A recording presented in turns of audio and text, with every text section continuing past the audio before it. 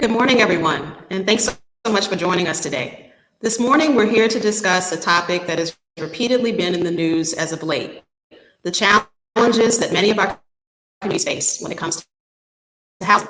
That includes housing inequities, instability, evictions, and even discrimination, 53 years after the passage of the Fair Housing Act. This topic is particularly intriguing 13 months into a pandemic that has left thousands of people without jobs, financial security, a pandemic that has left them unable to cover their rent, their mortgages, and other housing costs, even as a federal mandate that prohibits evictions is quickly about to expire. These issues have only compounded the problems that minority communities have faced in Louisiana for generations, such as zoning laws that limit housing segregation, the devaluation of homes in majority minority communities, and the outright refusal of some landlords to rent to tenants of color. Our panelists are here to share their perspective on these and other issues 2 days before we commemorate Juneteenth, or June 19, 1865, the commemoration that recognizes the unofficial end of slavery in the United States. They will also answer your questions. Here with us today, we have J. Wesley Daniels, the CEO of the East Baton Rouge Parish Housing Authority. We also have Elsa Dimitriadis, who serves as the Chief Operating Officer of the Acadiana Regional Coalition on Housing and Homelessness. We're also joined by Cashauna Hill, the Executive Director of the Louisiana Fair Housing Action Center. Andreanecia Morris, the Executive Director of Housing NOLA and the President of the Greater New Orleans Housing Alliance. And Christopher Tyson, the CEO of Build Baton Rouge. Thanks you guys so much for joining us today. We're gonna dive right into our questions for this morning. Our first question is for each of you, but we will start with Jay. Please try to keep your responses to 2 minutes. The first question is, what are the largest obstacles to safe and affordable housing in your community? And Jay, we'll start with you. Thank you, Jessica, for this convening and welcome to my fellow panelists. I think probably the number one challenge and barrier to what we do in housing is really access to capital. Our primary vehicle for delivering housing and homes to families across the state is tax credits, housing tax credits. And so it's a limited resource that's allocated by the state agency, the Louisiana Housing Corporation, and we have to compete with everybody else. And so I think going forward, we've done a pretty good job of advocating on the federal level for additional credits, but also additional sources from the U.S. Housing, the Department of Housing and Urban Development. And so we just have to continue to collaborate and create regional solutions to make sure that we're not only securing these resources, but reallocating those equitably across the state. And that's conversations that we're having right now to ensure that those population centers are properly being covered, as well as ensuring that our homeless population is continuing to be stabilized. And so I continue to collaborate with partners on this panel, as well as some of our governmental officials and elected officials, to ensure that Louisiana continues to secure additional funding to produce additional affordable housing. Thanks so much for that, Jay. Elsa, we'll now go to you and pose the same question. What are the largest obstacles to safe and affordable housing in your community? Well, first of all, thank you so much for having me. I'm so humbled to be part of this panel.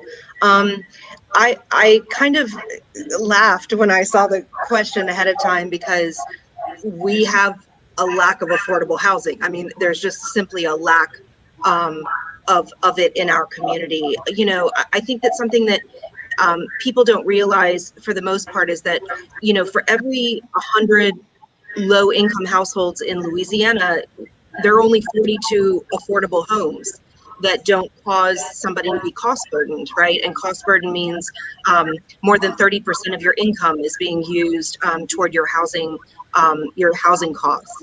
And the majority of these households are in the labor force or they're seniors.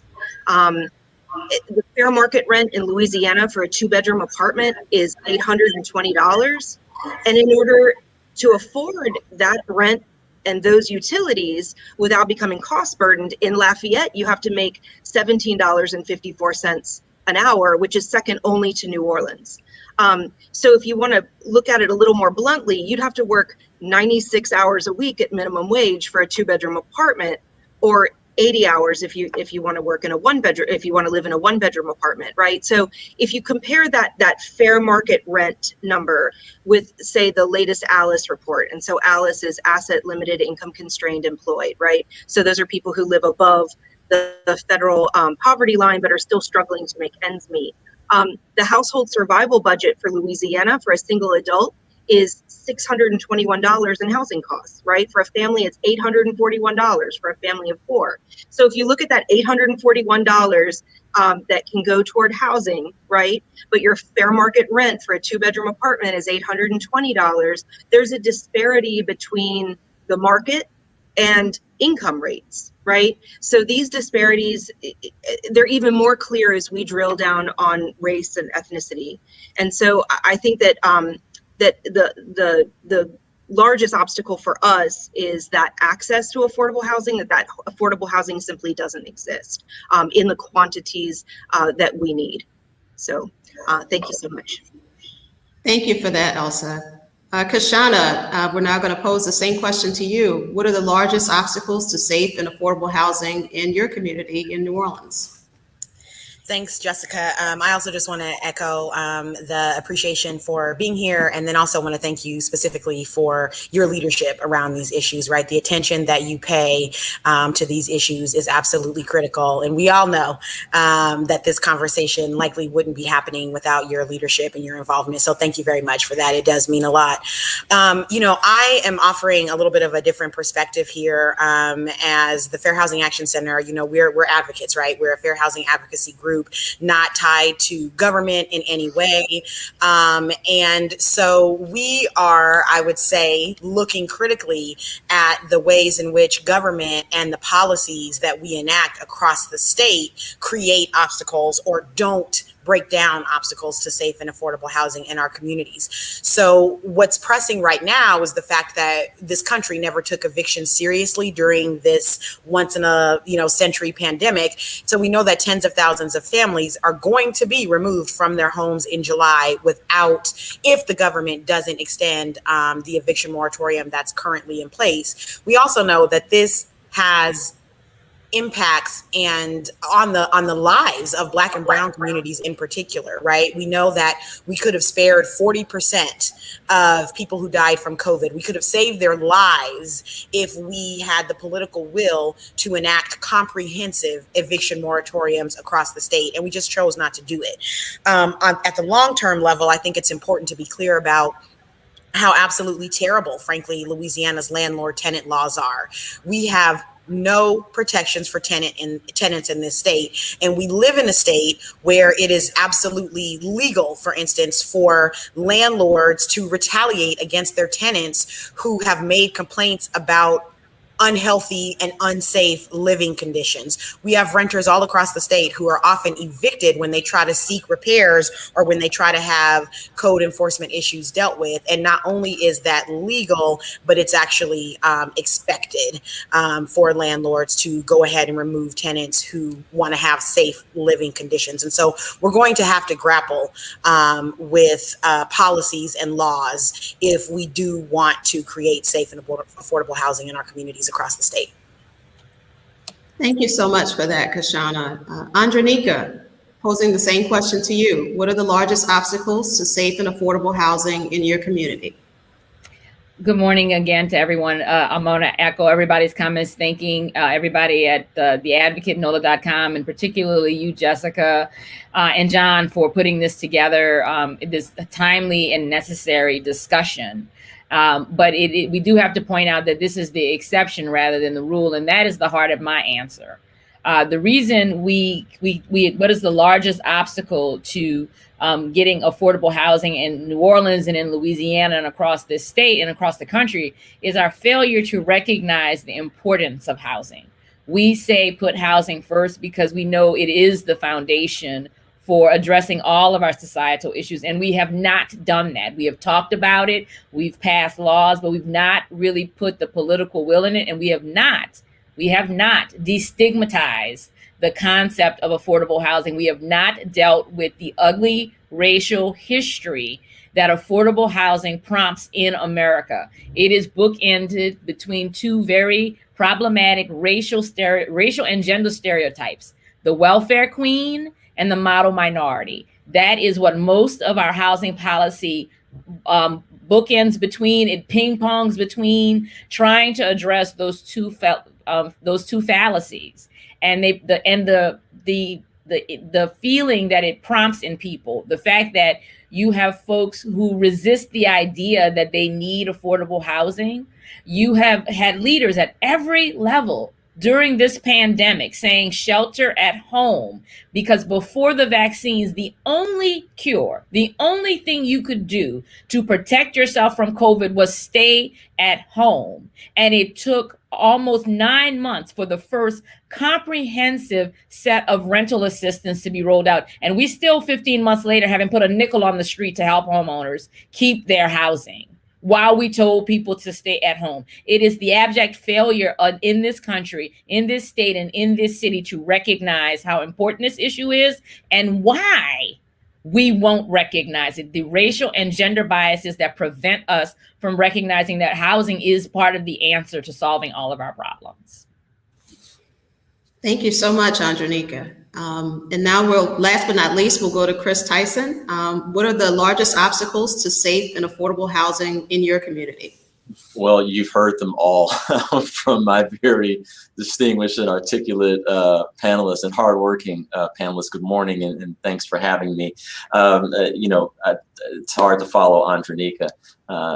So I want to underscore what she's saying, because it really is at the root of why this is such a difficult issue for state, local, and federal policy. It is the deeply held stereotypes and stigmas that exist around housing, the ways in which we I think sometimes over focus on home ownership to the detriment of those who rent, to the other forms of cooperatives and other methods of getting people into housing that is stable, and the way that impacts communities. As the Baton Rouge's Redevelopment Authority and Land Bank, we look at housing as a linchpin of a total approach to community building. And so we want to ensure that we are delivering not only more affordable housing, but doing it in communities that are healthy and whole and address all of the needs of the people who live there, including their mobility needs, including their need for recreation, including their need for safety and access to essential services. Here in Baton Rouge, there is an inventory issue, and it's tied to the lack of enforcement mechanisms we have to protect renters, the kind of gap in advocacy and policy to protect renters, as was highlighted by Cashauna. And so all of these things tie together. We see it in our work and working with a number of partners. You have the Housing First Alliance here in Baton Rouge that is beginning to work, but only a few years old. So these are still for us here in Baton Rouge, and I think throughout Louisiana, there's a lot of growth, a growth opportunity we have to spread this message, to build political support, as Andreanecia mentioned, to not only increase, to address our inventory issues, but also to see housing as part of a more comprehensive approach to community building and stabilizing neighborhoods in our cities. Thanks so much for that, Chris. For our next question, we're going to go in the opposite order. So Chris, we would start with you again. And that question is, as pandemic era rules to prevent evictions and foreclosures come to an end, barring any further action from the federal government on June 30th, what impact do you see on renters and homeowners? Are people being cushioned by the economy that's coming back, or will we see a crisis that's been delayed instead of prevented? And I'll start with you, Chris. Well, we know we had these issues before the pandemic, and we had them in very urgent ways before the pandemic. So we should expect that that's our baseline, that if we return to it, it'll be that. But obviously, families have lost considerable ground during the pandemic. So we should expect that once these eviction protections end, the money is still just getting on the street. So hopefully that will flow for some time, but without the eviction protections. And again, going back to the very weak underlying policy protections here in Louisiana, in our cities, we should expect that these issues are going to increase. And in Baton Rouge, I think, because we have such a hyper segregated city, and for so many of this city, the people who struggle with housing, and they struggle with on the other side of our inequality divides and what have you, a lot of that is invisible to a lot of people, unfortunately. And so it heightens the responsibility of those of us who are in the advocacy community, or those of us who are, actually trying to advance solutions, to not forget these issues and to bring attention to these issues, because I think people have lost ground during the pandemic. So their situation is exacerbated. And I think at least in a city like Baton Rouge, with its segregation and with the invisibility that already exists for many people, relative to the depth of the poverty and disadvantage and scarcity that we have, I think that is a very dangerous mixture that we should be concerned about. Andreanecia, I'm going to pose the same question to you. What do you think we're going to see as things end on protections end on June 30th? So we've already seen the bad things that have already been happening. People have been evicted during the entire pandemic. There are loopholes in the eviction moratorium, and landlords have been taking advantage of them.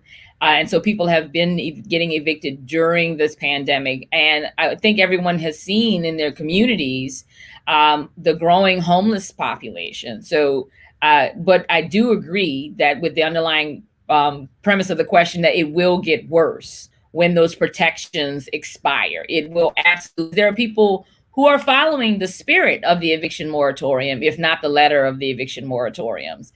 The foreclosure moratoriums are also going to be expiring soon.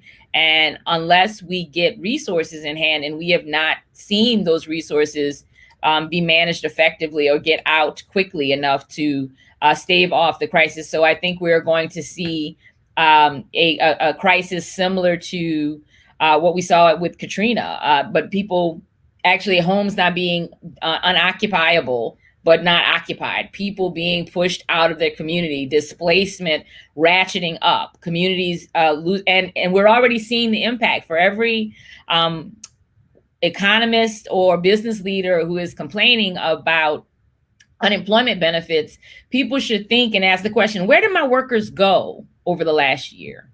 When I laid them off because I couldn't keep my doors open, what happened to my workers? Did they stay in their homes? Were they able to stay in their homes? Can they even get back to your job because they may have been pushed out of their home? They may be pushed in a set of circumstances where they cannot get back to work to you as easily as they did before. And so we're going to continue to see that. And one other thing that we haven't talked about and we don't talk about a lot is that there's also a construction cost crisis that's going to make production that we're going to see ourselves heading to, we're going to end up losing supply.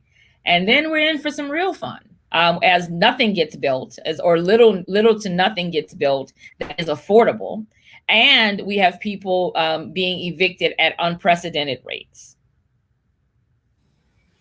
Thank you for that, Andreanecia. Cashauna, I'm going to pose the same question to you. Do you think that there will be some people that are going to be able to go back to work and thus able to keep their housing, or do you think that we'll see, unfortunately, more people out on the street after June 30th? So I know that we'll see more people out on the street after June 30th. And I think it's wildly disingenuous and dishonest to pretend that anything else is going to happen, right? So to be very clear, the moratorium in and of itself was never a fix that was designed to stop all evictions during COVID. As we heard from Andreanecia earlier, we knew from the very beginning of this pandemic that the way to keep ourselves and everyone else safe was to shelter in place, right? For everyone to stay home. And even with that clear understanding, we refused to take steps as a country that would ensure that everyone staying home was an actual possibility, right? And so this CDC eviction moratorium was published really as a way to absolve Congress of their responsibility because they chose not to move in keeping everyone in their homes. And so I want to say a few things about the moratorium as we think about this question. I think it's largely misunderstood. Firstly, we have to be clear that the moratorium was never designed to stop all evictions during the pandemic, and it has done nothing like that.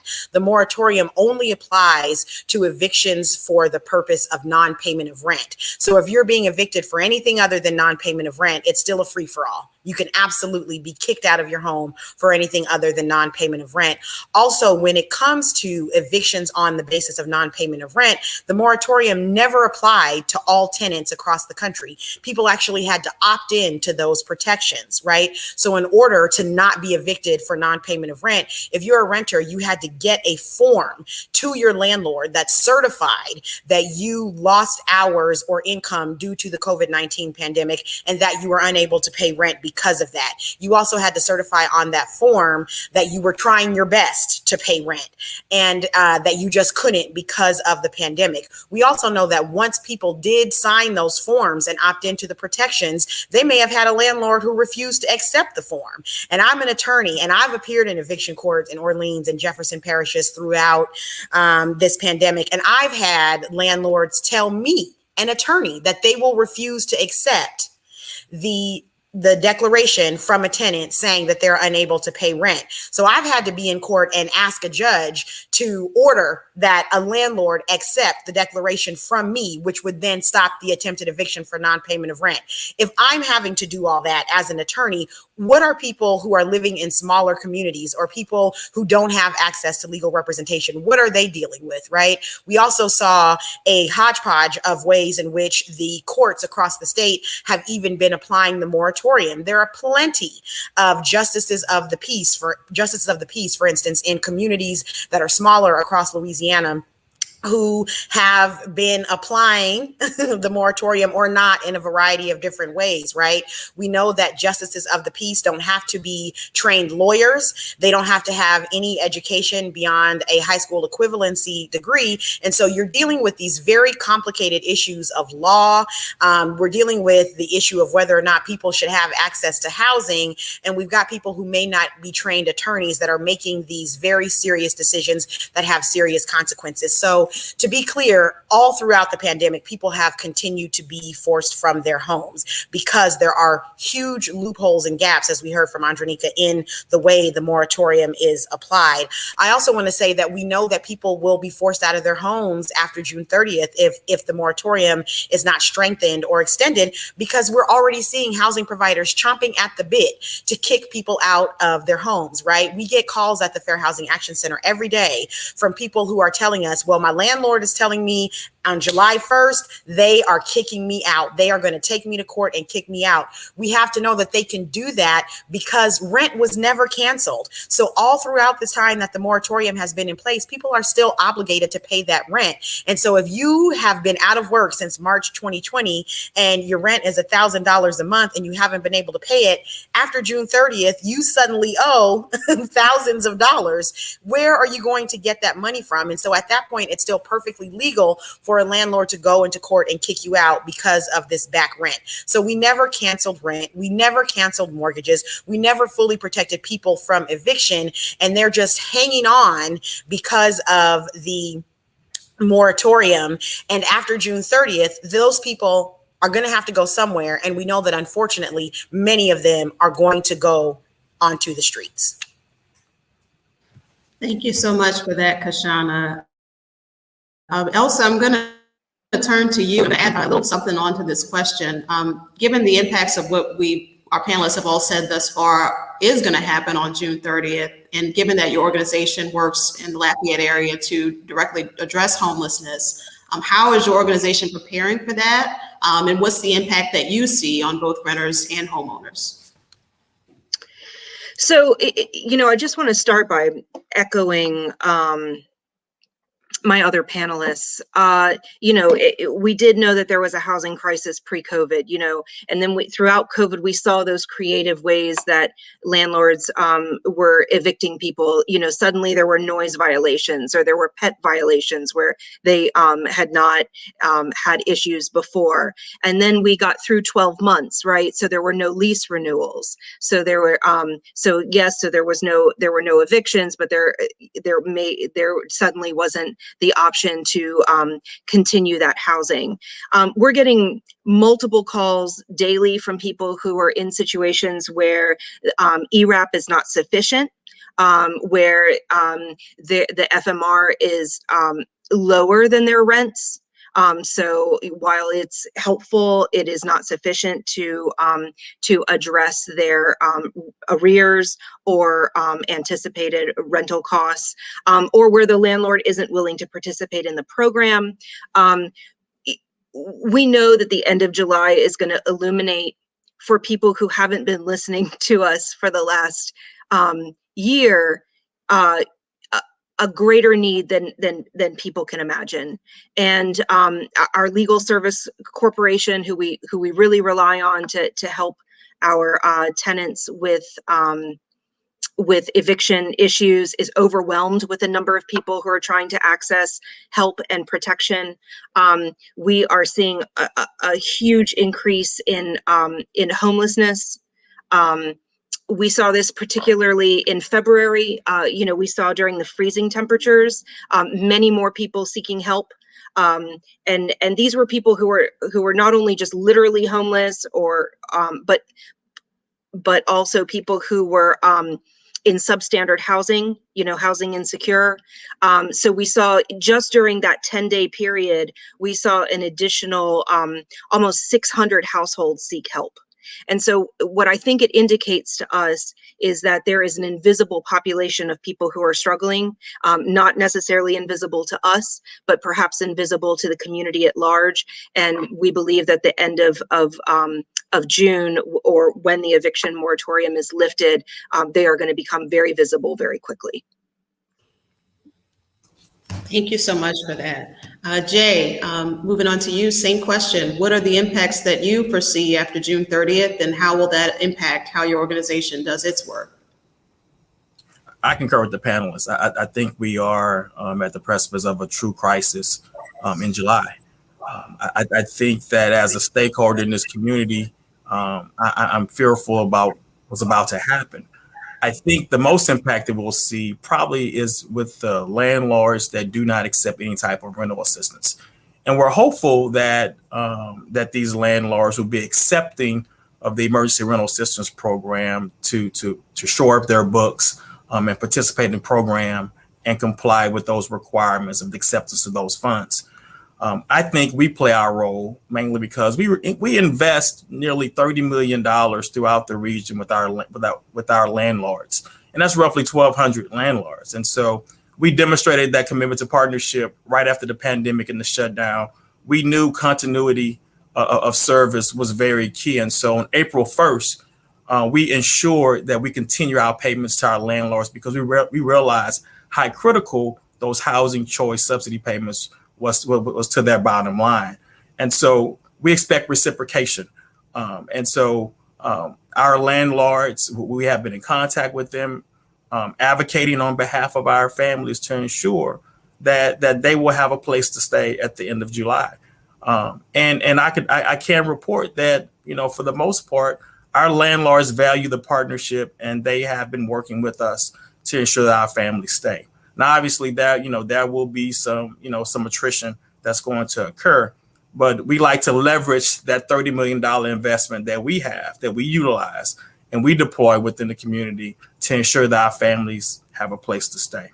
And so that is the opportunity that other housing authorities have also in having these conversations with landlords throughout the region. And more importantly, if I can add, Jessica, I think what's critical also, because ultimately we are trying to fight poverty, right? And so this will have a ripple effect because in a couple of months, we're going to be starting school again. And so this impacts school attendance, the school districts, and where the kids are going to go to school if they don't have a place to stay. And so this is very critical that destabilizes communities. And so we all have to work collectively and collaboratively to ensure that our families are going to be able to have a place to stay and avoid this crisis. Thank you so much for that. And for our next question, we're going to start with you again, Jay. Some people question, 53 years after the passage of the Fair Housing Act, if housing discrimination against people of color is still prevalent. What modern day examples have you uncovered of this in your work, and how has this served to disenfranchise people of color? And Jay, I'll start with you. Sure. You mentioned the Fair Housing Act, and I am a graduate of Morehouse College, and one of our esteemed alumnus, Dr. Martin Luther King, was very instrumental in crafting the Fair Housing Act and introducing certain things called Section 3. And ultimately, Section 3 was negotiated if the United States Housing and Urban Development Department was to invest in certain communities, then it was mandated that these individuals are also able to participate in the economic opportunities that's created by those investments. Now, that's a law that's on the books. Unfortunately, it's not enforced as it should be. It's not based upon race, it's not based upon ethnicity, but it's based upon economics. And if you look at these minority communities, they easily tuck up under those identifying tiers that allow them to participate.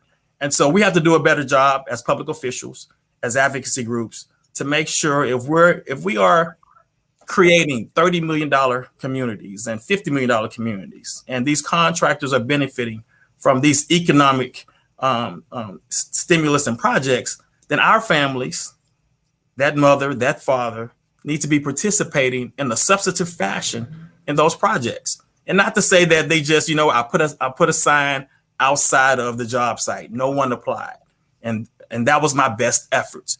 We have to be intentional about outreach.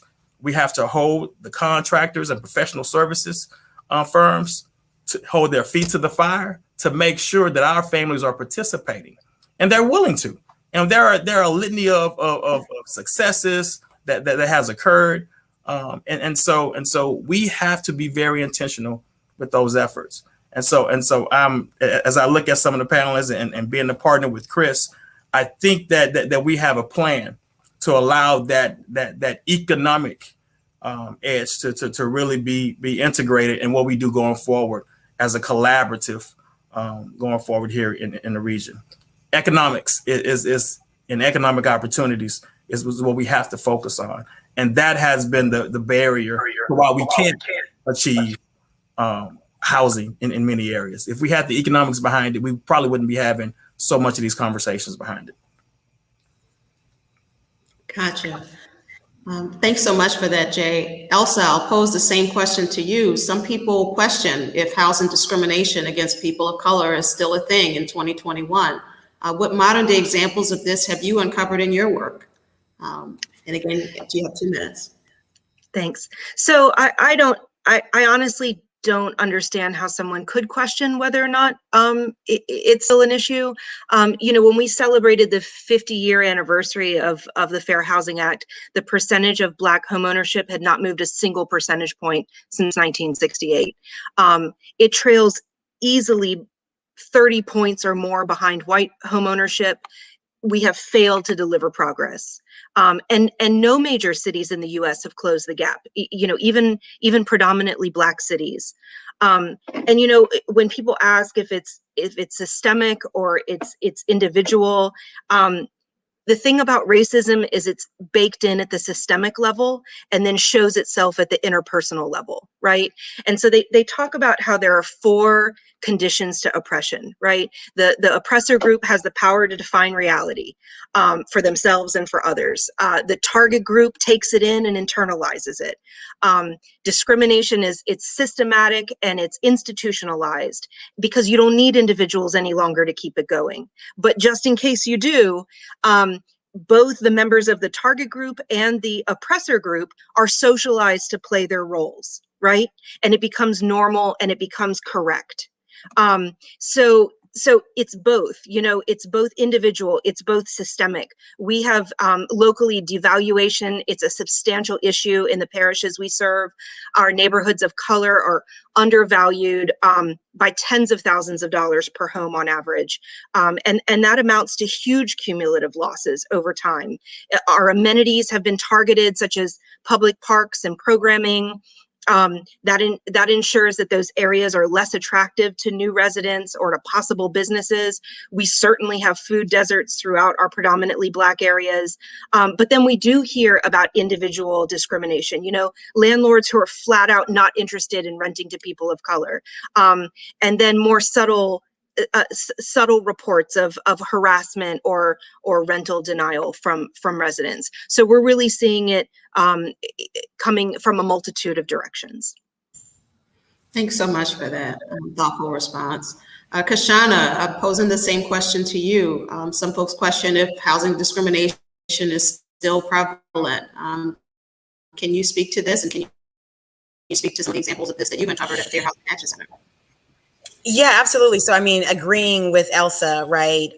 There's no question about whether discrimination and bias exist against people of color in the housing market. And again, as someone who, in order to protect my sanity, I have to deal in facts, right? I can't deal with dishonesty. I can't deal with disingenuous arguments and red herrings and false statements. That I can't do that. And so, to be clear, the discrimination, the bias is baked into many of our systems. And I wanted to just talk a little bit about an example that Elsa started to mention, which is discrimination in the appraisal and valuation of homes of African Americans, right? This is something that is getting a lot of national press coverage these days, also something that I have experienced personally. And so one of the very frustrating things about this kind of bias and discrimination is the insistence by people in power, right, that these systems are fully objective and that there's no subjectivity that can enter into the system. And we know that that's absolutely not true. And so I would encourage people who don't have any familiarity with discrimination in valuation and appraisals of homes of African Americans to spend some time Googling, right? To just do some internet research. And so something that has gotten a lot of attention lately is the case of an African-American homeowner in Indianapolis named Carlette Duffy.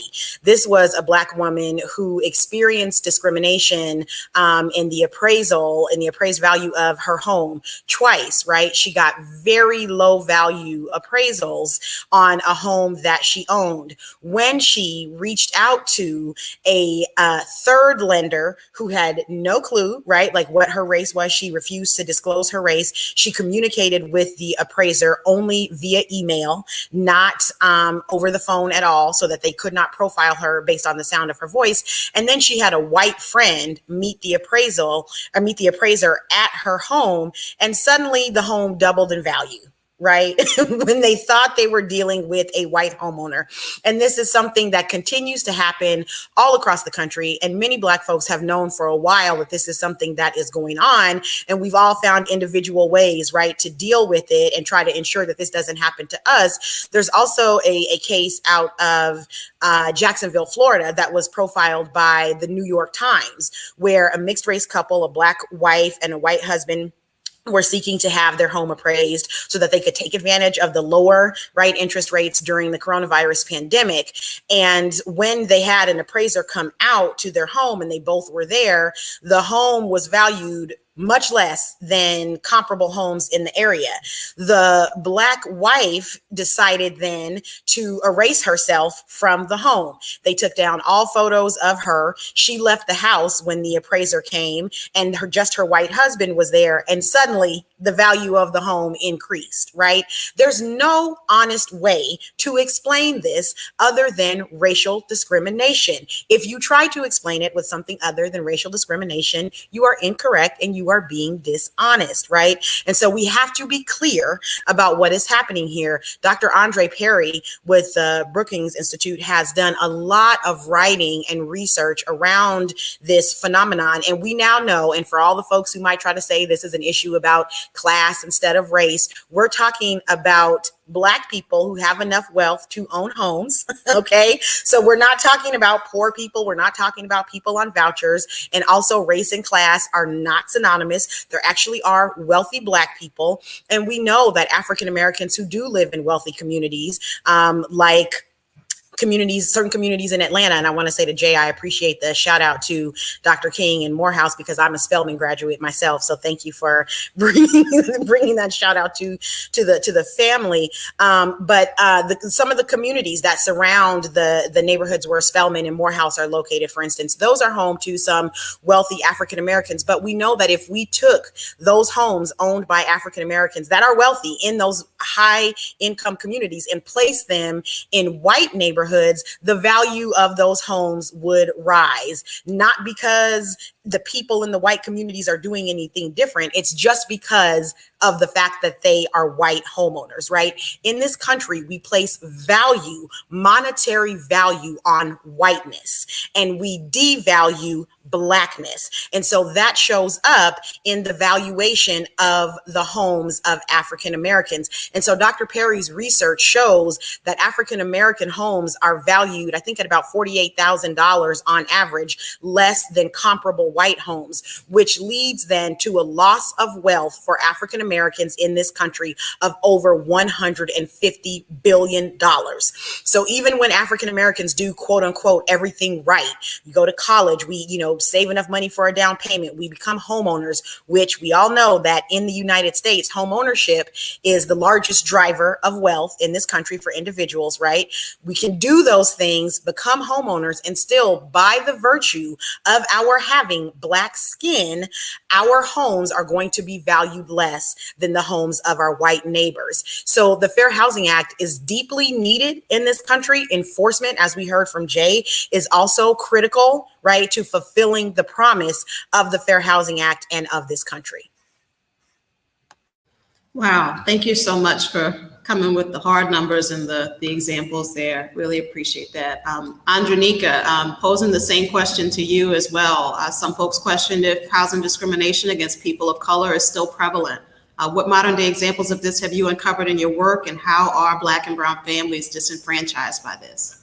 So yeah, Jessica, I mean, again, Jay, Elsa, and Cashauna, again, made the case already. And so there's not a whole lot that I wanted to add to that, but I did want to take the opportunity to kind of play out a real live example of this that's happening as we speak right now, what's happening in the comments as we're speaking right now, and how people don't, we talked about this at the top, right? The bookends, the stereotypes around housing, around affordable housing, and how it leads to Black and brown and eventually white people not having a system that helps guarantee them housing. We've seen comments where there are presumptions made that people just have to work. No one listened to Elsa lay out the numbers about what it takes to afford the average apartment in Lafayette, the average apartment in New Orleans, the average apartment in Louisiana, where you would have to work over 80 hours a week, making $7.25 an hour, because they are wedded to the notion that everybody's sitting on the couch collecting the government nickel.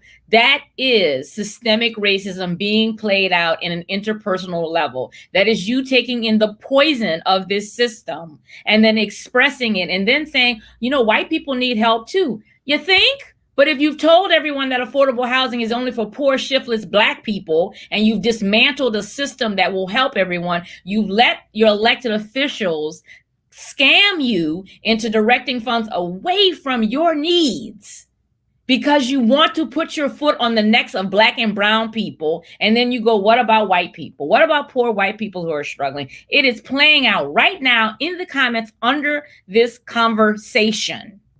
And I sincerely hope that everybody inside those comments is listening to what the panelists are talking about. They are laying out the facts. They are laying out the numbers about how broken this system is and how it starts with African Americans and it leaches up to everyone else. But you all have to listen. You have to listen to what we are talking about. You have to be open to it in order to affect the change that is necessary. Because if we continue in this fashion, not only will the catastrophe that we're talking about continue, it will happen, it will worsen. That's what's been happening in the modern era around housing policy. We have seen in the last 53 years, no substantive progress be made around housing equity for almost anyone. It starts with Black and brown, and it eventually does get to white people. And again, that played out inside of COVID. The fact that our elected officials refused to guarantee us housing during a pandemic when they told us we had to stay at home. That is the sickness around this. But again, we keep defaulting to the stereotype that people should just go out and get a job. It is impossible for one person to work 96 hours to earn enough money themselves to pay their rent. That's math. Those are the basic rules of the universe. They cannot do that. And again, holding on to this notion that they simply have to work hard enough, that Black and brown people are just not working hard enough to take care of themselves and their families. Again, that is the discrimination that we're talking about. People have to listen and hear those facts so that we can come up with a solution together, because there is a solution. And again, Cashauna talked about it as well. People being able to dig themselves out of debt. Again, let's talk about the math. I was working with a renter and a landlord. The renter, due to health issues, has not been able to work for the last 14 months. If he goes back to work tomorrow, how in the world is he going to earn 14 months of back rent? That's not possible in the universe that we live in. And he was unable to go to work because of his health issues. We have to practice some common sense and some compassion. And we have to listen when we talk about the stats and the figures. Cashauna, Elsa, Jay, and Chris is going to do it as well. And I do it all the time as well. We often want to take some of the emotion out of these conversations with the facts, because we hope that people will listen and hear those facts, but they're not listening. So that's why I wanted to go off on this little tangent. Please listen. Listen as you're hearing these facts be articulated, and think about your own life instead of grandstanding and stunting about how you'll drag yourself across broken glass to get a job and paying you $7.25 an hour that won't help you pay your bills. Chris, I'm on. Thank you so much for that, Andreanecia. Chris, I'm sorry, I was in the comments. I couldn't take it anymore. I'll pivot it to you. I suspect, Jessica, you would probably take offense if I just started shouting. So I'm gonna hold my mule, but Andreanecia said a lot. Let's. And I appreciate Andreanecia just for going to the heart of this, and I certainly appreciate everyone who's taking time to join us in this conversation, and welcome any and all feedback, because it's always an opportunity to share, for me to be educated, and to hopefully educate others. So let's be clear. The housing market as we know it is a creation of policy, right? It is a product of specific U.S. policy. The housing market as we know it, the ability to borrow money to finance over 30 years home ownership, the ability for developers to receive subsidies to build affordable housing, all of this is the result of very specific policy that from its inception was racialized. That is not a political statement. You don't need, I mean, as Cashauna said, just Google your way to figure that out. There are reams of paper has been spent talking about it. We're having a discussion finally in this country about redlining, racial covenants, block busting, so on and so forth, right? This is all very much a part of 20th century US history and the creation of the modern housing market, which is completely government backed. Let's be clear about that. Number one, it has never, the racialized nature and design of that has never been remediated sufficiently, right? The Fair Housing Act of 1968, right? So we're just talking about the last, 50, years or so. The Housing Act has never been enforced to the extent it was intended to and designed to. It hasn't yet. It was a problem that the Obama administration tried to address. Some criticized the Obama administration for not going far enough, and that was completely shelved with the Trump administration. So we still don't have full implementation of the Fair Housing Act in the way that it's intended, which is to say that we've never addressed the racialized notion. What do gaps do? Gaps do not naturally close, they naturally widen, right? It's just the law of compound interest for those of you who like math, right? You should expect that these things are going to cumulatively get worse because they build upon each other. And so that is what we're experiencing in the disparities with housing. No, it is not as simple as just going to get a job, particularly as Andreanecia pointed out, jobs do not allow you to meet the housing costs that many people are facing in our metropolitan areas. And so the subsidies, only help so much. And so when catastrophes like COVID come, when we have inventory shortages as we had before COVID, we should expect that people are going to be in dire circumstances. I want to just give a shout out to the Housing First Alliance in Baton Rouge. We have the first ever comprehensive housing study underway. I see Alfredo Cruz in the comments. Glad to see him there. He's leading the charge. Part of that effort has produced the first ever analysis of Home Mortgage Disclosure Act data in East Baton Rouge Parish. It clearly lays out through a regression analysis that when you hold income, when you hold housing type, when you hold credit equal, you have significant disparities across race with lending. And so I don't need to give my own personal experience with housing discrimination. I have one. I'm sure many people have them, but we have that in black and white numbers. So again, to follow Andreanecia, we don't have to argue about a lot of this if we agree on math. We don't have to argue about a lot of this if we can acknowledge US policy as it is written and exists for us to read and follow the trail to understand how and why and to what extent housing discrimination persists to this day. And so we have to be of goodwill again and kind of acknowledge that the sky is blue, math is math, history is what it is. And if we start there, then I think we can really have some incredible discussions and inform and educate each other, strip away the stereotypes about people being on the government dole, as Andreanecia said, the kind of never-ending welfare queen stereotype that is deeply racist and misogynistic. But we can strip that away and really understand what's going on so that we can marshal the political will to do something about it. Chris, thank you so much for that. We're getting close to the end of these questions, and then we're going to go to some questions from our audience. But I wanted to ask all the panelists, how can we advance racial equity in housing? What are some common sense policy solutions that can be enacted or should be enacted today to try to make this happen?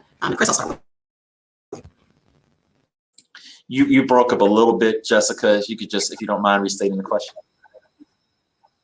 Sure. How can we generally advance racial equity in housing? What are some policy solutions that you guys would recommend that should be enacted today to make this happen? We have to talk about race, number one. And we have to be anchored in the data about racial disparities and be targeted in addressing those racial disparities. I think that a number of our policies should be both place-based and people-based.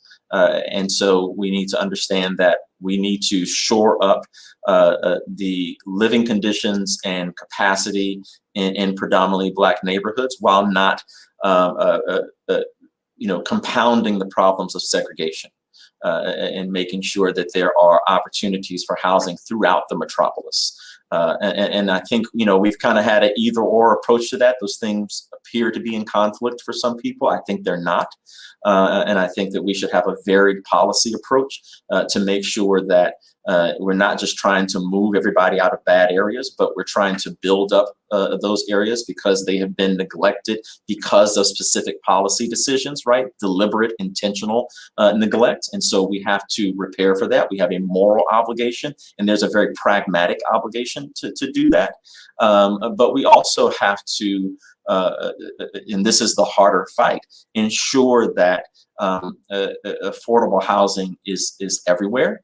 That no particular neighborhood in our community bears a disproportionate burden to deliver affordable housing, lest we concentrate all of the issues that attend to neighborhoods where we have concentrated scarcity, deprivation, and stress. And so that is a function of sound planning and policy, I believe, that our resource allocations, when we think about how communities deploy HUD funding, how we marshal public finance dollars, how we conduct planning, is thinking about those things, how they work together simultaneously. And most of all, I should have started with listen to the people in the communities who have been long asking for help. We're not, coming up with any new ideas on this panel. People have been doing this work for a while. They have been ignored. They have been marginalized. Their voices are devalued. And so any consideration of equity has to center them. And we have to listen and be able to prioritize their needs. They have a lot to tell us, and there's a lot that we haven't gotten right. And I say we as policymakers, even those of us who inherit the legacy of previous policy decisions that we're either trying to unwind or reform. So, equity always starts with people and centering people. But I think, as we think about deploying resources, policy, planning, I think there are some options that we have that can make real progress if properly pursued and funded. Thank you, Chris. Andreanecia, I'm going to pose the same question to you. Common sense policy solutions that should be enacted today to try to resolve some of the issues that we want to talk about on this panel.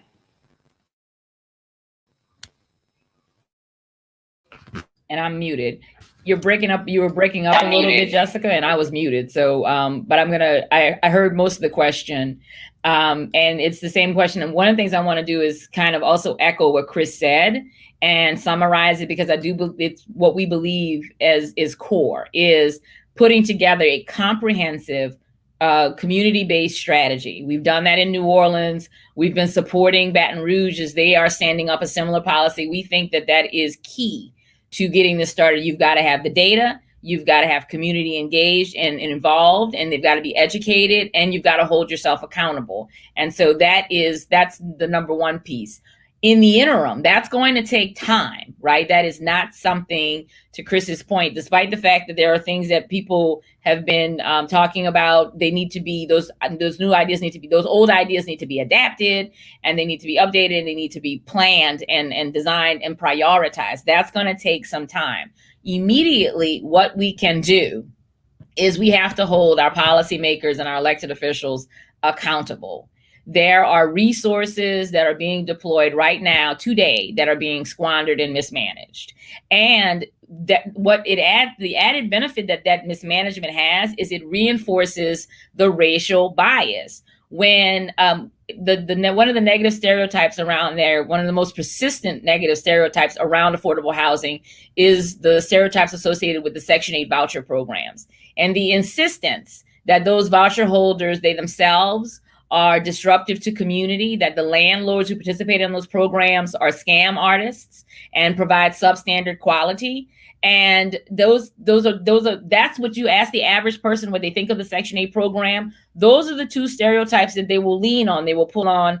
They will talk about the tenants being trashy people, and they will talk about scam artist landlords. And the programs, Jay mentioned how many landlords they're working with. There aren't 1,200 crappy landlords in Baton Rouge.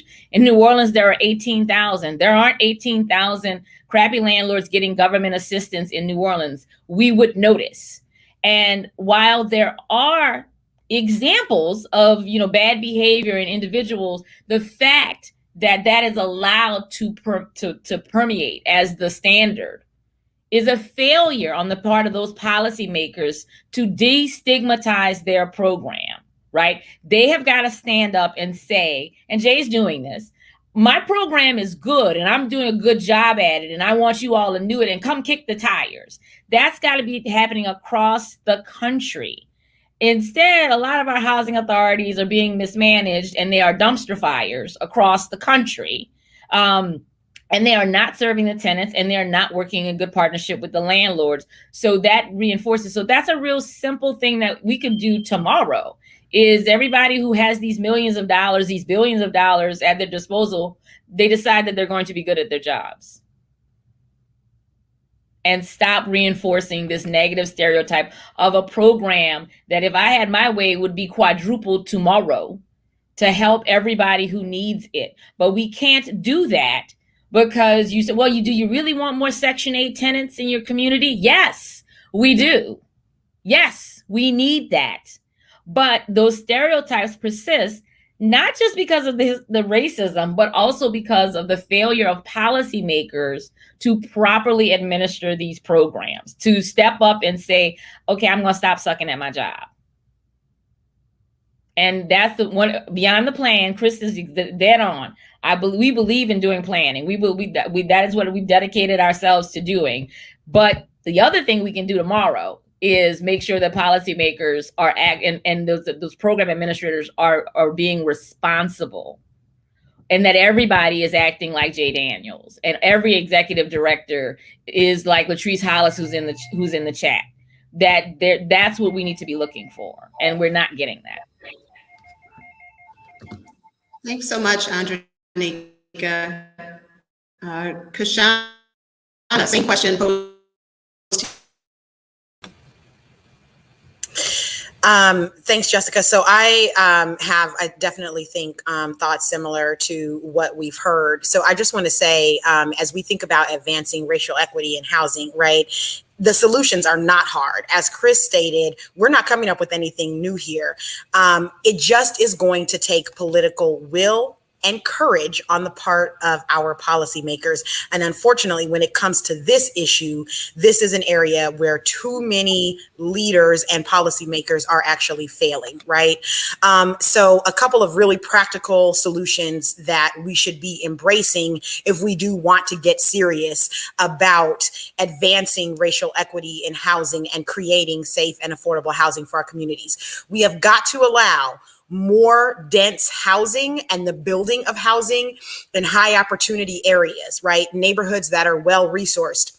When we're talking about those communities in New Orleans, we have many of those communities that are located along the Mississippi River, and those are areas that don't flood, right? And there needs to be affordable housing in those communities. I want to say, without getting too distracted, that when it comes to creating housing opportunities, affordable housing opportunities in these well-resourced communities, we're going to have to get real and do something about the outsized power that largely white neighborhood homeowners associations have, right?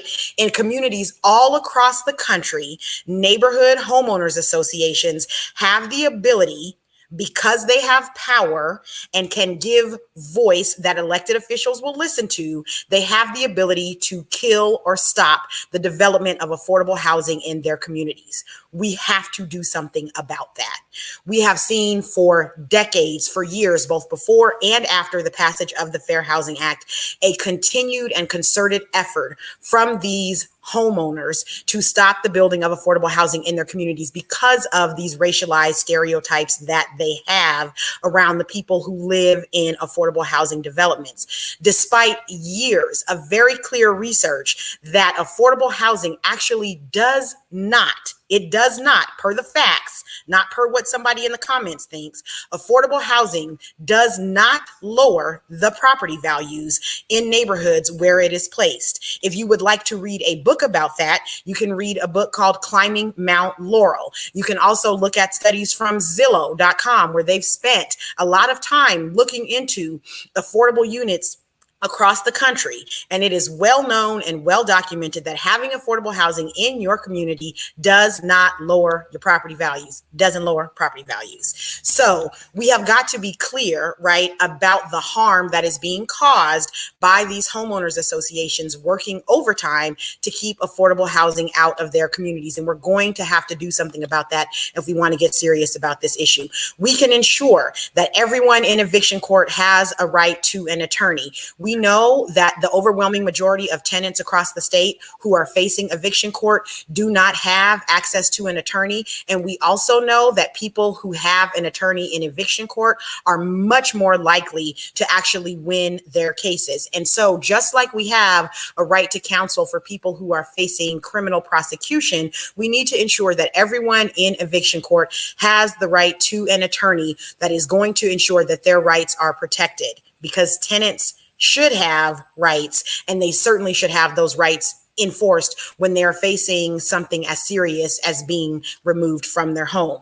We also have to ensure at the state level here in Louisiana that people who are seeking repairs or are reporting code enforcement violations because of substandard housing conditions cannot be evicted in retaliation. This is a basic baseline protection that tenants in more than half the states across the country have.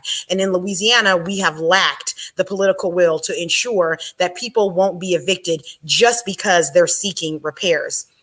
We're also going to have to do things that ensure that people have equitable access to housing opportunity, right? And so again, we can look at creating affordable housing in some of these communities that have so far been off limits to affordable housing. We've also got to get serious about passing protections, for instance, for people who have convictions in their backgrounds, so that they can have a chance at housing once they have been convicted or served time. This is a huge issue in the New Orleans area and across the state, that people who have convictions in their backgrounds don't have access to safe and affordable housing. However uncomfortable that conversation might make people, we have to be real about the fact that it is happening, that people are being released, that they oftentimes don't have anywhere to go. And in a city and a state that seems hyper-focused on the idea of public safety at this time, we have to be clear that allowing people to have access to housing is certainly one way to advance the cause of public safety, right? That shouldn't be controversial, but for some reason it is. And so we're going to have to be clear. I think back to Andreanecia's point at the beginning of this conversation, we have to understand that housing inequity really is the root of all continuing inequities and injustices that we see across this country. And if we want to advance, if we want to be a more equitable country, a more perfect nation, and we want to live up to those ideals, right? We're going to have to take the steps that ensure that everyone has equitable access to housing, because where we live determines so much about the outcomes that we experience.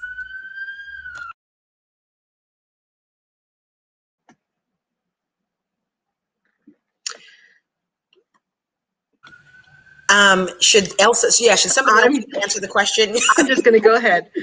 So I echo the comments that were made previously, particularly with regard to access, expanding the availability and the number of housing choice vouchers, ensuring that landlords have to accept the those vouchers, and then those inclusive screening policies, that not screening out people with criminal backgrounds or evictions on their record or low credit scores, which isn't exactly a change in affordability, but it is a change in who can access it, right? But I also wanted to talk a little bit about we need to utilize technology at the local levels to ensure that FHA is being enforced. We have good data and relatively good accountability on those experiencing homelessness. We can pull those numbers easily. Locally, the Acadiana Housing Alliance is working on a live dashboard that will allow us to see and slice and dice more current metrics at the local level. And I think that will help increase accountability, or at least be able to guide the conversation when it comes to advocacy and messaging to the community at large. From a home ownership perspective, I think that we need to create houses for ownership that work for all circumstances. And that's like triplexes and fourplexes, because our families are looking different and their economics are looking different. We need to increase financial literacy. There was a recent report from the Federal Reserve Bank of Atlanta that shows that Black and brown people don't refinance, for example. So Black and non-white Hispanic borrowers, they face certain challenges more than white counterparts, right? And that includes, on average, lower credit scores, discrimination that we've been talking about, income disparity, right? But even when all of that is adjusted for, the national study found that even if lenders completely ignore risk and race when they priced new loans, Black and non-white Hispanic borrowers still pay more than, I think it was 0.3% above what their white counterparts pay, because they don't apply for refinancing as often. So we need to drill down and figure out why, so that Black homeowners can be as savvy as white homeowners. And then from a pathway to homeownership perspective, which we know is a key to generational wealth, how can we create alternative credit scores? Can we incentivize or legislate landlords to report on-time rental payments for credit scores? I don't think that that's discussed enough. And I think that for people who have rented for decades and don't have home ownership to show for it, they should be able to walk away with improved credit scores when they've been paying on time. So I think that there are, for high quantity landlords, there are ways that they can opt to do it, but it's very infrequent. It's not incentivized, and it's certainly not for what we have here most often in the Acadiana region, which is individuals owning a couple of homes that they or apartments that they rent out, right? So how can we incentivize or legislate that reporting to improve people's credit scores so that it helps that pathway to home ownership?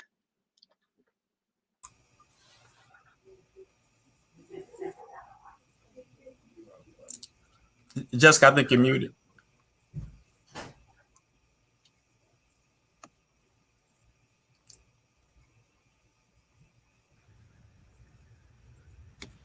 I'm Your gonna turn, jump. Jay. All right, thank you. I'm gonna jump in real quick with two common sense policies. One, starting off with criminal justice reform. Louisiana has been the forefront on this, and so housing has lagged in many cases. And so we're going to follow the steps of the New Orleans Housing Authority as well as the Lafayette Housing Authority, and really review our criminal background screening, allowing those that have been previously incarcerated to return home with their families, thereby reducing recidivism. I think that's key. If you look at the way leases are now with these communities that we subsidize and support as taxpayers, they're not allowing those that have served their time and they would like to come home and rent an apartment. And there are lease provisions that prevent them from doing such. And so that is a completely inequitable action by developers and owners that will take our resources on one hand, but yet turn down factions of our community and not allow them to come back and be a productive part of society. Secondly, it always goes back to economics, right, and resources. And so I think common sense policy goes back to the equitable distribution and allocation of financial resources. This state receives billions of dollars related to affordable housing and community development. And oftentimes they go to different smaller and rural counties that necessarily didn't have the infrastructure to support such investment. And so a lot of the investment and opportunities really lies within these urban areas where there is an outstrip demand for housing. However, that demand is not matched with the financial resources that are available at the state. And so there are different legislative bills that have passed and some that have been recently killed within the recent legislature, one being the state housing tax credits that was introduced, that was killed in the legislature this year.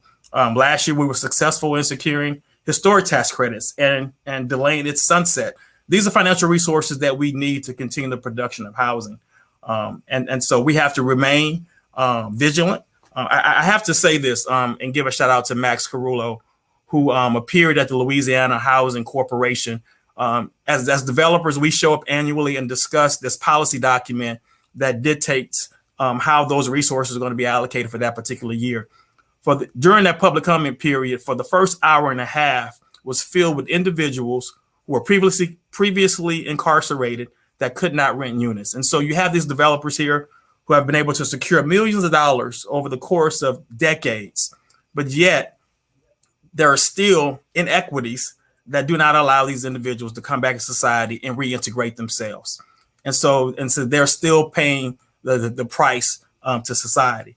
And so to hear those stories, that single mother with 3 kids who lived in a horrible neighborhood, she viewed housing as an opportunity for her to save her kids.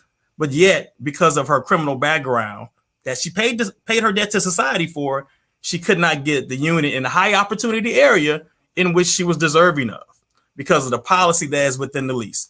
And so we, again, as housing advocates, we have to continue to be vigilant and make sure that we change the policies with the developers, with the owners, and also hold our elected officials accountable to make sure that that's being reiterated on the state, federal, and local level. So much for that, Jay. Now we're going to pivot to a few questions from our readers. The first, and Jay, I'll pose this to you and we can go back in order that we did before. What successes have you seen when it comes to increasing affordable home ownership? Just wanted to know if you could address that. Sure. I can give you an anecdotal example. So in our office, we have a bell that's installed, right? And I installed the bell because during my time here, I've seen just a large number of ladies come in and return their housing choice voucher. Because let's be honest, the service that we're providing for our families is a temporary service, right? And so that assistance is very key because once you leave that rental assistance, you're making room for someone else. And so what I noticed was these people were turning back in their vouchers. Why? Because they had just bought a home, right? Unassisted, they said, you know what? And again, it goes back to what Andreanecia said early on. The stigma that is perpetuated continually in these circles as if our families do not work. They do work. They work independently. They say, you know what? This is a temporary resource for me. I'm going back to the housing authority to turn my voucher in because I just bought a house. And so I want to celebrate those events. And so I installed a bell. So when they come in, they ring that bell, everybody within the office come out, congratulate them, because this is what it's all about. Temporary assistance that helps them assist to move up and out and create the next space for the family coming behind them. So as I look in these comments, there's a young man, I'm not going to give his name any power, but I would love to have coffee with him because at some point this man's heart has been hardened. And so he has bought into the stigma of our families. And I would just encourage him. You know how to reach me, call his at Housing Authority, but I would love to have a conversation about who our families are and what we're doing and how they are a productive part of society and how you can help advance our agenda. And so we have so many anecdotal stories about the success of our families and what we're doing. And obviously, maybe sometimes we don't do a better job of expressing that. But obviously, some people still hold on to archaic views on who certain people are. Thank you so much, Jay, for sharing that. Elsa wanted to pose the same question to you. What successes have you seen as it relates to increasing affordable home ownership? So specifically in Lafayette, historically Black neighborhoods close to our downtown area are at great risk of gentrification, and one of the issues that bubbles to the surface a lot is that some of these homes have been in families for generations, but without proper succession, they're really at great risk. And I'm really excited to see the conversation around these issues finally happening in our community, the education piece around it, the access to resources happening in our community. We've seen the development of more coteries, which is what we call neighborhood associations, and they consist of residents and property owners who they oversee vision and drafting, and they update neighborhood plans. And that infrastructure is vital. Because it makes resources easily available to residents to access answers and assistance before it's too late. Because we need to help people remain in their homes, but also help people acquire what they believe is their own home. But because we don't acknowledge belongingness as a value enough in inheritance law and make the process easier and accessible and affordable, we get into situations where grandchildren are living in homes that they don't legally own. And so I think that a success that I'm seeing is that development of coteries to create that infrastructure, to make that information more accessible and make the process not scary and less expensive, and somebody there to really walk you through that process to ensure that home ownership and that generational wealth is secure for the people who come after you. Thanks so much, Elsa. Cashauna, same question to you. What successes have you seen when it comes to increasing affordable home ownership? So I would just say I think along the same lines as what Jay was discussing, our housing authority here in New Orleans in particular has done, I think, a great job of working to ensure that voucher holders can become first-time home buyers, right? And there's a program and a lot of preparation that gets folks ready for that achievement. And so I definitely think that is something that, if it's not being replicated across the country, can and should be. It's been a great program with a lot of success that I actually I think it doesn't get as much attention maybe as it should, right? But I also wanted to talk a little bit about some problems that I see as we do try to create affordable homeownership opportunities. I think we're often not getting it right. Even though we're trying in some ways, we're not getting it right. Some of the programs that continue to sort of be run, down payment assistance, things like that, we're often not considering the history of discriminatory housing policy as we implement those programs, right? And so sometimes we see those programs working in a way that actually continues to perpetuate, right, the lack of African-American home ownership in particular. We need to be clear about the fact that because Black people were often legally barred from home ownership altogether prior to 1968, I'm going to say that again, it was legal, fully legal, to refuse to sell a home or make a loan to a Black person before 1968. In fact, the federal government largely refused to do it. The federal government before 1968 largely refused to lend money to Black homeowners before 1968. If you know anybody Black who purchased or owned a home before 1968, I guarantee you there is a story behind that, because they were not the norm. They were the exception. And frankly, if you know any Black folks who owned a home before 1968, ask them how it happened. And I guarantee that you'll be very, very, very interested in how they were able to pull that off, right? Because it was not widely done. So with that said, we had a system that kept Black people out of the home ownership market before 1968, when many white folks have home ownership in their families going back well before that. And so what that means is that African-American families were not able to pass on generational wealth, right? We also know, again, because of research, data, books, articles, all that have been written, that oftentimes when white people are ready to become homeowners, they are, and this is not always does this happen, but more often than it does for Black people, white people are able to pull from family resources and wealth to help them become homeowners, right? With down payment assistance and things like that.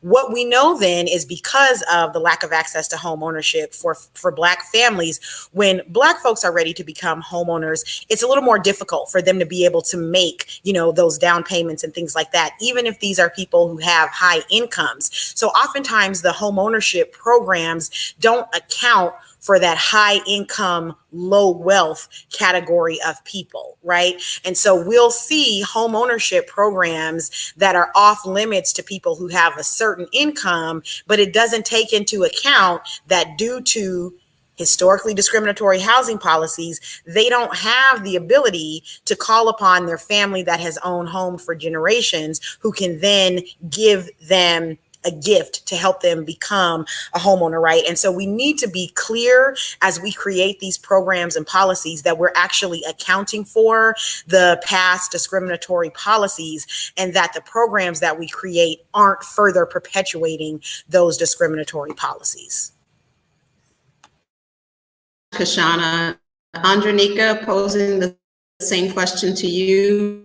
What successes have you seen when it comes to creating more affordable homeownership opportunities in your community? So Jay and Elsa and Cashauna took all my standard answers, so I'm going to be a little cheeky and talk about they talked about great programs that would help the average New Orleanian, the folks who are struggling, who deserve a chance at home ownership buy. And Cashauna also talked about the challenges. There are programs out there, the Section 8 home ownership program, Habitat for Humanity programs that help combat the kind of systemic issues to make sure that people are being helped for the long run. You can't just help someone buy a house tomorrow and then say, and dance a jig and say, look, we helped 10 people buy houses or 100 people buy houses. And you look up in 5 years and half of those folks have sold or been foreclosed upon, or some kind of combination, because you haven't looked at the long-term, the support that they need long-term. So the programs that Elsa talked about with dealing with succession, and Jay talked about with the Section 8 voucher program, and Cashauna talked about, those are the things that you can do to be good. I want to talk about the most successful subsidy program for home ownership in this country. That is the mortgage interest deduction that is given to homeowners in this country. It is, when asked the question, and it also speaks to the heart of the bias that we've been talking about today, is that that program is the most heavily subsidized program in the country. In fact, homeowners who earn more than $200,000, the subsidy that they are given dwarfs the Section 8 program, LIHTC, low-income housing tax credit program, and the traditional public housing program put together. And I want to say that again for the listening audience. In this country, people who earn more than $200,000 a year get more in housing subsidy than people who are on Section 8, than people who are in tax credit units, and people who are in public housing put together. So that is the most successful affordable homeownership program we have in this country, helping people who make more than $200,000 a year keep their homes. And it is a core problem, because we're investing in the wrong thing, in the wrong set of people. All of that money, all of those taxpayer subsidies, that is taxpayer subsidy for everybody listening, going to the wealthiest Americans in this country. I think we can all agree someone who's earning $200,000 a year does not need help paying their mortgage. They should buy a smaller house if they can't afford their mortgage. They don't need as big a house as they have. If at $200,000 a year, you need help from the federal government paying your mortgage. But we're spending more on that than we are any other subsidy program in this country. But yet, and still, the image that we continue to cleave to is that it is lazy, unaffected, disenfranchised folks who just don't want to work, who are sucking on the government tit.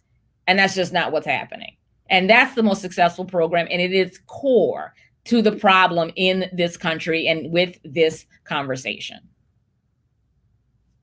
Thanks so much for that, Andreanecia. Chris, last but not least, what are some of the successes that you have seen when it comes to creating affordable home ownership in your community? You keep sticking me behind these mic drops that Andreanecia's doing. I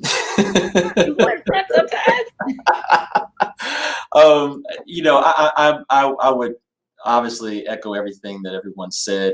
As a redevelopment authority and land bank, it's been in a rebuilding phase for the last few years.